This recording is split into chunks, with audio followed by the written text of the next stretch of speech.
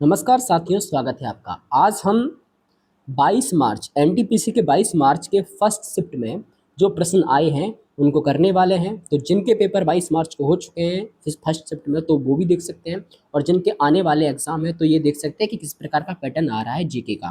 तो जरा देखते हैं। सबसे पहला क्वेश्चन लिखा हुआ है आस्की में।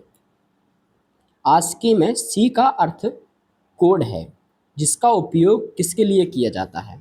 तो जरा देखें, तो इसका सही आंसर हो जाएगा सूचनाओं को कूटबद्ध करना। तो याद रखेंगे, सूचनाओं को कूटबद्ध करने के लिए इसका प्रयोग किया जाता है। इसका अगर फुल फॉर्म याद रखें तो अपन फुल फॉर्म भी पूछ सकता है। मैंने पिछली वीडियो में कराया है कंप्यूटर की जो बुक थी, कंप्यूटर की वीडियो, ठीक है। अमेरिकन स्टैंडर्ड कोड, ठीक है, फॉर इंफॉर्मेशन इंटरचेंज इसका फुल फॉर्म होता है। अगला देखते हैं। अमेरिकन स्टैंडर्ड फुल फॉर्म लिखा है कोड फॉर इंफॉर्मेशन इंटरचेंज, ठीक है। आगे बढ़ते हैं। आगे बढ़ते हैं और दूसरा क्वेश्चन देखते हैं। दूसरा क्वेश्चन लिखा है उच्चतम न्यायालय को मूल या आरंभिक क्षेत्राधिकार प्राप्त है और ये किस आर्टिकल में है। तो जरा देखें, ऑप्शन ऑप्शन चार दिए हैं। तो ऑप्शन में अगर देखें तो 131 के तहत उच्चतम न्यायालय यानी सुप्रीम कोर्ट को क्या है, प्रारंभिक मूलाधिकार जो है या क्षेत्राधिकार प्राप्त है। बाकी अनुच्छेद 124 में क्या है, तो अनुच्छेद 124 में सुप्रीम कोर्ट के गठन के बारे में बात की गई है। वहीं अनुच्छेद 141 में ऐसा लिखा है कि सुप्रीम कोर्ट का जो भी निर्णय रहेगा वो सभी न्यायालय पर बाध्यकारी रहेगा, ठीक है। ठीक है। और 148 में क्या है, तो 148 में सीएजी के पद के बारे में यानी नियंत्रक एवं महालेखा परीक्षक के बारे में बात की गई है। आगे बढ़ते हैं और नेक्स्ट क्वेश्चन देखते हैं। Servants of India society. अगला प्रश्न देखते हैं। अगला प्रश्न लिखा है सर्वेंट्स ऑफ इंडिया सोसाइटी की स्थापना किसने की। तो इसका सही आंसर क्या हो जाएगा, तो इसका सही आंसर हो जाएगा गोपाल कृष्ण गोखले। याद रखेंगे, गोपाल कृष्ण गोखले ने 12 जून 1905 12 जून 1905 में सर्वेंट्स ऑफ सोसाइटी की स्थापना की थी, ठीक है। आगे बढ़ते हैं। अगला प्रश्न। अगला प्रश्न क्या है, अगला प्रश्न है जब दो या दो से अधिक परिवहन मार्ग जैसे सड़क या रेल आदि आपस में मिलते हैं तो इस स्थान को क्या कहते हैं। जैसे मान लो दो मार्ग है और आपस में मिल रहे हैं तो इस स्थान को क्या कहेंगे, इस वाले स्थान को, बीच वाले स्थान को। तो इस स्थान को कहते हैं क्या, नोड। क्या कहते हैं, नोड। याद रखेंगे, नोड या जंक्शन, ठीक है। आप इसको याद रखेंगे। आगे बढ़ते हैं। अगला क्वेश्चन क्या है, अगला क्वेश्चन है विटामिन बी वन की कमी से होने वाला रोग कौन सा है। विटामिन बी वन की कमी से, तो याद रखेंगे विटामिन बी वन को थाइमिन कहते हैं और इसकी कमी से रोग जो होता है वो होता है वेरी बेरी, ठीक है, वेरी बेरी। बाकी पेलाग्रा जो होता है विटामिन बी थ्री की कमी से होता है, और रिकेट्स जो होता है विटामिन डी की कमी से होता है, और एनीमिया विटामिन बी नाइन और बी ट्वेल्व की कमी से हो सकता है, ठीक है, एनीमिया। आगे बढ़ते हैं। अगला प्रश्न। अगला प्रश्न क्या है, तो अगला प्रश्न है हर्ष चरित्र की रचना किसने की थी। हर्ष चरित्र की, तो याद रखेंगे हर्ष चरित्र जो है राजा हर्षवर्धन के बारे में जानकारी मिलती है यहाँ से।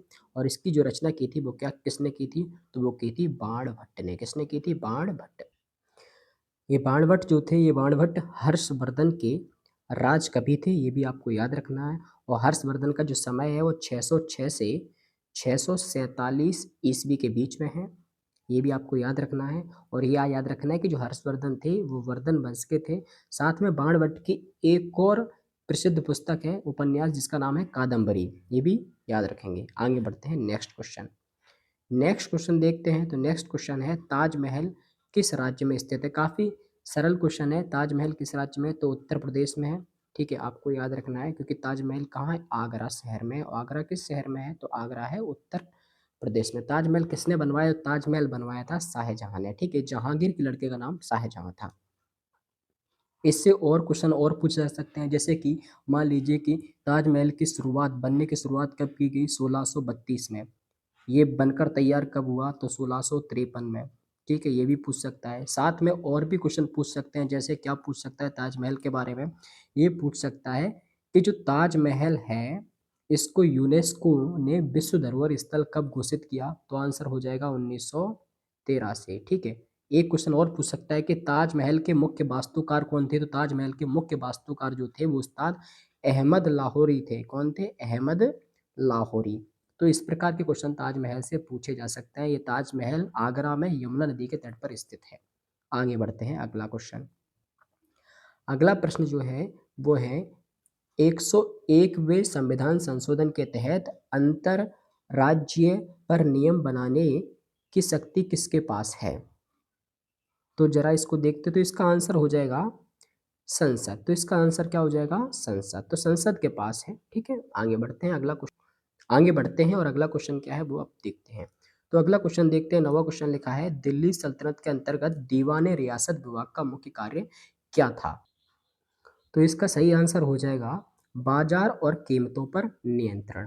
ठीक है, ये भी आपको याद रखना है कि इसका संचालन, यानी इस विभाग का संचालन या सर्वोच्च अधिकारी जो था उनका उसे कहते थे नायब ए रियासत। नायब ए रियासत। आगे बढ़ते हैं, अगला क्वेश्चन। अगला प्रश्न लिखा है, भारत के किस शहर को सिलिकॉन वैली ऑफ इंडिया कहा जाता है?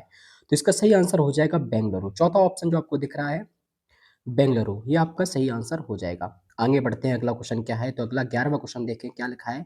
तो 11वां क्वेश्चन लिखा है, कलंग गांव। कलंग गांव हिमाचल प्रदेश के किस जिले में स्थित है? तो सही इसका आंसर हो जाएगा मंडी। ठीक है, कलंग गांव जो है हिमाचल प्रदेश के मंडी जिले में स्थित है।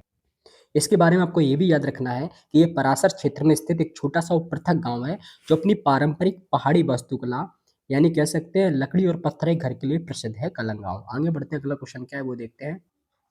अगला प्रश्न लिखा हुआ है कि बार्ली चित्रकला भारत के किस राज्य से संबंधित है? तो इसका सही आंसर हो जाएगा महाराष्ट्र। तो बार्ली चित्रकला जो है वो मुख्य रूप से आदिवासी जनजातियों के द्वारा बनाई जाती है और ये महाराष्ट्र से संबंधित है। आगे देखते हैं अगला क्वेश्चन क्या है। अगला प्रश्न लिखा हुआ है, संवेग का ऐसे मात्रक क्या है? तो याद रखेंगे संवेग का जो सूत्र है वो है द्रव्यमान यानी एम इंटू वेग। द्रव्यमान इंटू वेग। ठीक है, याद रखेंगे द्रव्यमान इंटू वेग। तो द्रव्यमान का ऐसे मात्रक हो गया केजी।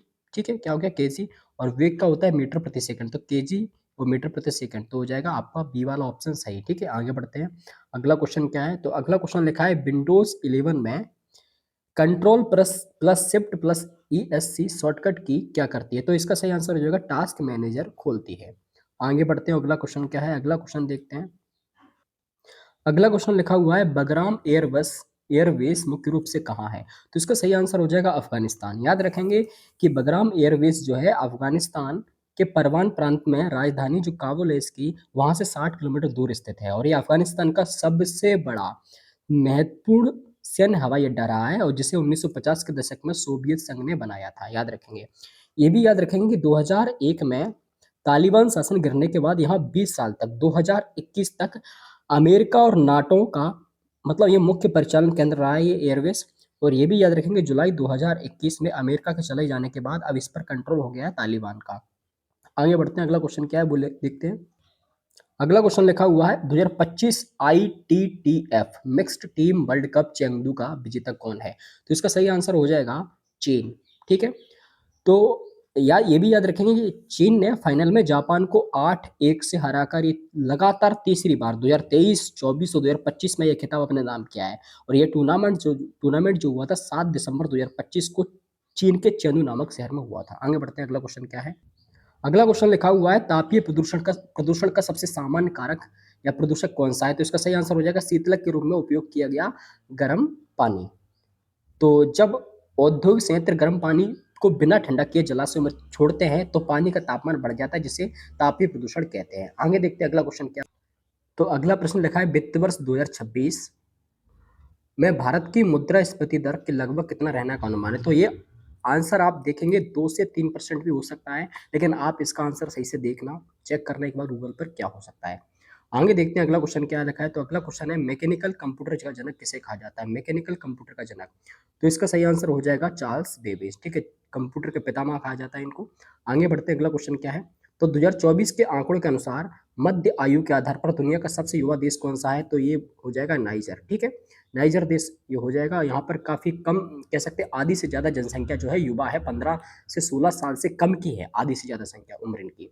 आगे बढ़ते हैं, अगला क्वेश्चन क्या है।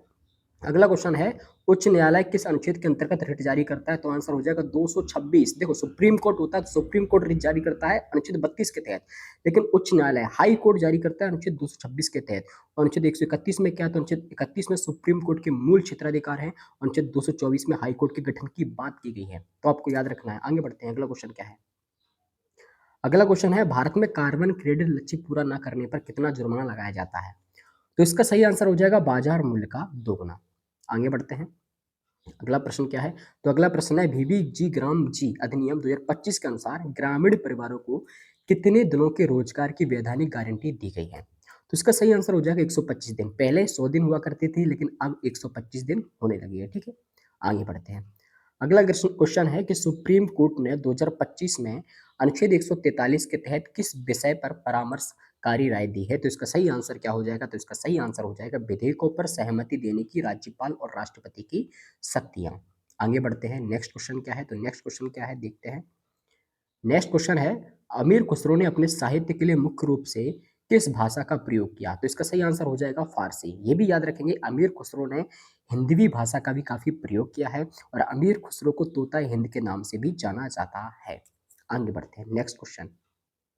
नेक्स्ट क्वेश्चन है 1857 के विद्रोह के संदर्भ में मंगल पांडे किस नेटिव इन्फेंट्री से संबंधित थे? तो आंसर हो जाएगा 34वीं नेटिव इन्फेंट्री, वो भी बंगाल की थी। ठीक है, ये भी क्वेश्चन बन सकता है कि मंगल पांडे ने विद्रोह किया कब था? तो 29 मार्च 1857 को, और उन्हें 8 अप्रैल 1857 को फांसी दे दी गई थी।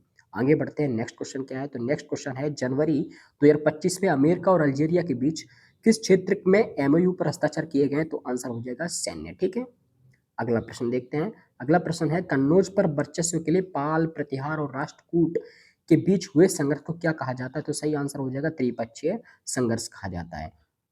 ठीक है, आगे बढ़ते हैं और नेक्स्ट क्वेश्चन है इन्फ्लुएंजा वायरस के कारण होने वाली बीमारी को सामान्यतः किस नाम से जाना जाता है? तो ये आंसर हो जाएगा आपका फ्लू।